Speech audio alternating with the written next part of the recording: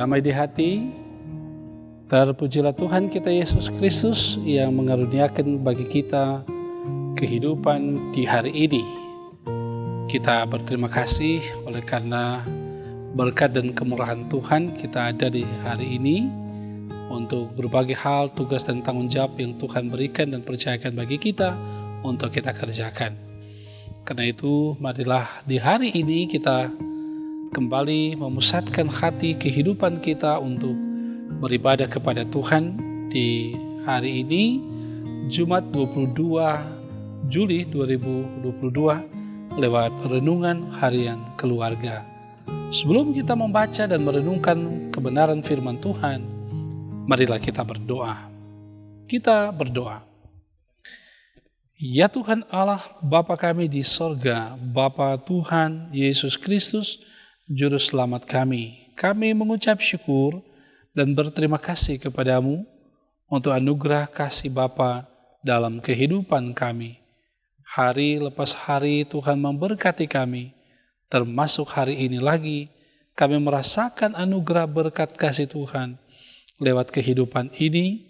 Di dalamnya ada berbagai hal yang hendak kami kerjakan di dalam takut akan Tuhan. Sebelum kami mengerjakan berbagai hal yang Tuhan berikan dan percayakan kepada kami di hari ini, kami rindu untuk belajar lagi kebenaran firman Tuhan yang kiranya akan menguatkan iman kami. Karena itu kuasa Roh Kudus-Mu ya Tuhan, Ia akan menuntun, menyertai kami semua untuk membaca serta merenungkan firman Tuhan. Tetapi ampunilah kami Bapa dari salah dan dosa kami. Dalam nama Tuhan Yesus kami berdoa. Amin.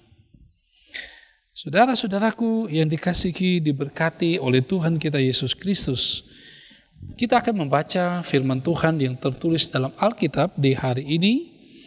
Dalam perjanjian baru kita membaca dari kitab Ibrani pasalnya yang ke-12, ayatnya yang ke-28. Demikian firman Tuhan ditulis. Jadi, karena kita menerima kerajaan yang tidak tergoncangkan, marilah kita mengucap syukur dan beribadah kepada Allah menurut cara yang berkenan kepadanya, dengan hormat dan takut. Saudara, itulah kebenaran firman Tuhan yang kita baca di hari ini. Tuhan memberkati firman-Nya dan memberkati kita semua yang mau mendengar, merenungkan, dan mau melakukan firman Tuhan. Karena itu mari kita merenungkan bagian firman Tuhan ini dengan tema Tuhan Allah adalah tamu utama pengucapan syukur. Saudara-saudara yang dikasihi dan yang diberkati oleh Tuhan kita Yesus Kristus, berdasarkan keputusan Badan Pekerja Majelis Sinode bahwa tertanggal 15 Juni 2022 berkaitan dengan hari pengucapan syukur, menyebutkan bahwa pada poin 1, berdasarkan koordinasi dengan pemerintah Provinsi Sulawesi Utara, maka disampaikan terkait pengucapan syukur dilaksanakan secara serentak di 7 kabupaten kota dalam wilayah pelayanan Gereja Masihi Injili di Minahasa pada tanggal 25 September 2022. Ada yang memang sudah melaksanakannya sebelum tanggal yang ditetapkan. Tetapi bukan persoalan tanggal yang esensi di sini. Namun apa inti dari hari pengucapan syukur itu?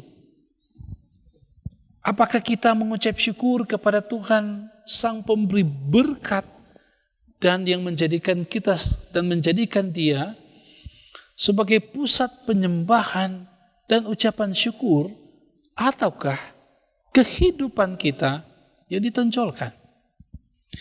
Saudara yang dikasihi dan yang diberkati oleh Tuhan kita Yesus Kristus, dalam bacaan Alkitab kita hari ini, Ibrani 12 ayat 28 mengingatkan kita tentang dua hal, yaitu pertama, Kita diminta untuk mengucap syukur atas segala hal yang terjadi dalam kehidupan. Kedua, kita beribadah menurut cara yang berkenan kepada Allah, yaitu dengan hormat dan takut. Nah, saudara kekasih dalam Tuhan, penulis surat Ibrani mengirimkan surat kepada orang-orang Kristen Yahudi yang telah menerima Yesus Kristus sebagai Tuhan dan Juru Selamat secara pribadi. Mereka itu pada waktu itu mengalami berbagai pergumulan setelah mereka menjadi Kristen. Baik pergumulan, tantangan yang datang dari luar maupun yang timbul dari dalam. Nah, dalam situasi sulit itu, penulis surat Ibrani menguatkan iman jemaat dengan mengatakan, seperti yang kita baca tadi, marilah kita mengucap syukur dan beribadah sungguh-sungguh kepada Allah dengan hormat dan takut. Saudara, mengucap syukur dan beribadah adalah dua hal yang tidak dapat dipisahkan. Mengucap syukur ketika keadaan sedang baik dan enak itu mudah dilakukan. Tetapi bagaimana dengan keadaan berbanding terbalik dengan yang diharapkan? Kita mungkin mengalami tantangan, mengalami pergumulan, kesulitan dan lain sebagainya. Masihkah kita bisa mengucap syukur kepada Tuhan? Nah, Tuhan menghendaki kita untuk selalu mengucap syukur dalam segala hal, sebagaimana kalau kita membaca dalam 1 Tesalonika 5 ayat 18 mengungkapkan, mengucap syukurlah dalam segala hal, sebab itulah yang dikehendaki Allah di dalam Kristus Yesus bagi kamu. Oleh karena itu, Rasul Paulus juga mengungkapkan dalam Kolose 2 ayat 7 dan menasihati kita semua, hendaklah kamu berakar di dalam Dia dan dibangun di atas Dia. Hendaklah kamu bertambah teguh dalam iman yang telah diajarkan kepadamu, dan hendaklah hatimu melimpah dengan syukur. Nah, saudara kekasih dalam Tuhan, kita mungkin tidak menyadari bahwa di balik pengucapan syukur ada kekuatan yang sangat dahsyat. Sebab saat kita mengucap syukur, walau situasi tidak mendukung, kita sedang mengaktifkan iman kita. Kita sedang menguatkan iman kita. Nah, karena itu kita harus percaya bahwa dalam segala perkara, baik itu baik atau itu buruk, Tuhan pasti turut bekerja untuk mendatangkan kebaikan bagi kita. Sebagaimana kita baca dalam Roma 8 ayat 28. Karena itu tidak ada alasan bagi kita untuk tidak mengucap syukur kepada Tuhan. Tuhanlah dalam kasih karunia-Nya yang menyelamatkan kita, menjadi alasan kita untuk bersyukur dan beribadah kepada-Nya. Tuhan yang menjadi pusat, bukan diri kita. Ya, saudaraku yang dikasihi dan diberkati oleh Tuhan, dalam rangka penghayatan ibadah pengucapan syukur bagi mereka yang merayakannya atau yang sudah merayakannya, haruslah kita ingat bahwa mengucap syukur bukan semata-mata karena kita berhasil dari usaha dan pekerjaan kita, tetapi justru karena kasih karunia Allah yang menyelamatkan di dalam Yesus Kristus. Maka pengucapan syukur harus dimaknai sebagai ucapan syukur atas semua pemberian Tuhan itu.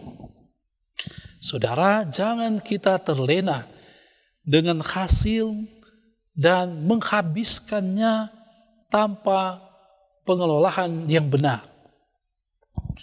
Ya, kita boleh saja berpesta untuk berbagi berkat bagi yang lain, tetapi ingatlah akan tanggung jawab kita. Jangan sampai kita mengabaikan, yaitu pendidikan untuk anak-anak kita. pelayanan diakonia bagi orang yang membutuhkan, ya, bahkan untuk gereja sebagai amanat Tuhan bagi kita di dalam firman-Nya yang mengatakan dalam Galatia 6 ayat 2, bertolong-tolonglah menanggung bebanmu, demikian kamu memenuhi hukum Kristus. Jadi saudaraku kekasih dalam Tuhan, dalam rangka kita mensyukuri segala berkat Tuhan di dalam kehidupan kita, biarlah pusat ungkapan syukur kita terarah kepada Tuhan Sang Pemberi berkat. Di hari pengucapan syukur bagi mereka yang akan merayakan, biarlah Tuhan yang ada menjadi tamu kehormatan kita, tamu yang spesial dalam kehidupan kita. Tuhan memberkati kita semua. Amin. Saudara, marilah kita berdoa. Ya Bapa kami di dalam sorga, kami mengucap syukur dan berterima kasih oleh karena anugerah kasih-Mu dalam kehidupan kami yang boleh dinyatakan sehingga kami pun boleh belajar bersama akan kebenaran firman-Mu yang mengingatkan kami untuk selalu bersyukur oleh karena anugerah keselamatan yang Tuhan berikan dalam kehidupan kami. Termasuk juga mensyukuri segala berkat jasmani dan rohani yang Tuhan beri.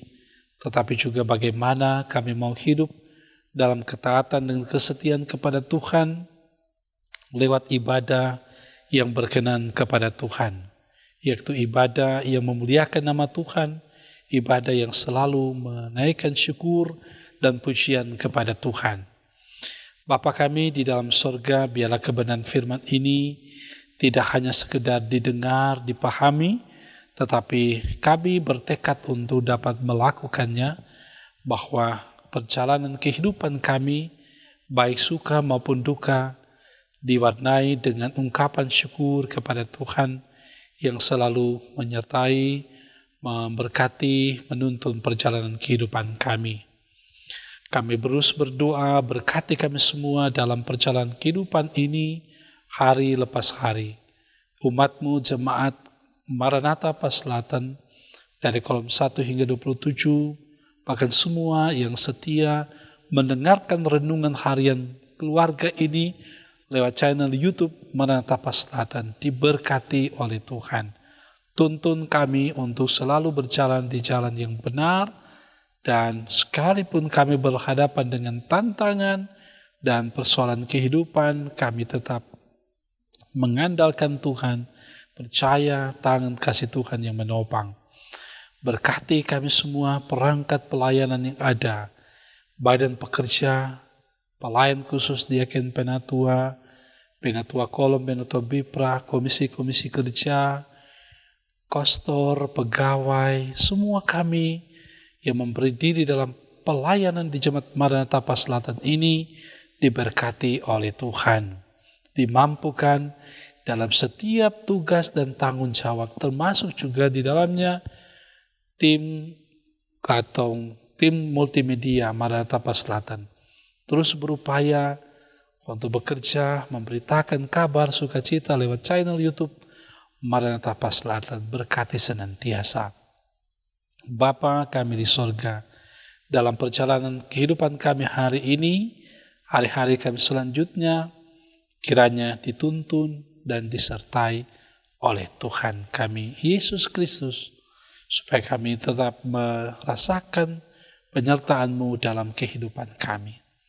Bapa, ketika kami ada dalam pergumulan, kuatkan iman kami, pengharapan kami mendapatkan kepastian bahwa Tuhan tidak meninggalkan kami. Oleh karena itu, biarlah pengharapan kami terus ada di dalam Engkau.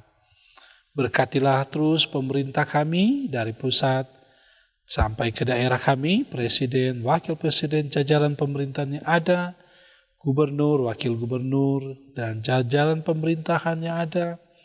Demikian wali kota dan wakil wali kota, Tuhan berkati senantiasa sampai ke lingkungan, dan Engkau memberkati senantiasa pemerintah kami, supaya mereka dapat melaksanakan tugas dengan baik. Bapa kami di sorga, Kami serahkan kehidupan kami kepadamu untuk terus dibimbing oleh kuasa Roh Kudus supaya hidup berkenan kepadamu. Dalam nama Tuhan Yesus kami berdoa. Amin. Saudara-saudaraku yang dikasihi dan yang diberkati oleh Tuhan, demikianlah program renungan harian keluarga kita di hari ini. Semoga renungan ini memberkati ibu bapa saudara kekasih dalam Tuhan, dan karena itu selalu diajak untuk kita tetap bersyukur, selalu rajin untuk berdoa, rajin membaca firman, rajin bekerja. Jangan lupa selalu share, like, bahkan subscribe, komen renungan harian keluarga ini, dan Tuhan memberkati kita semua. Shalom.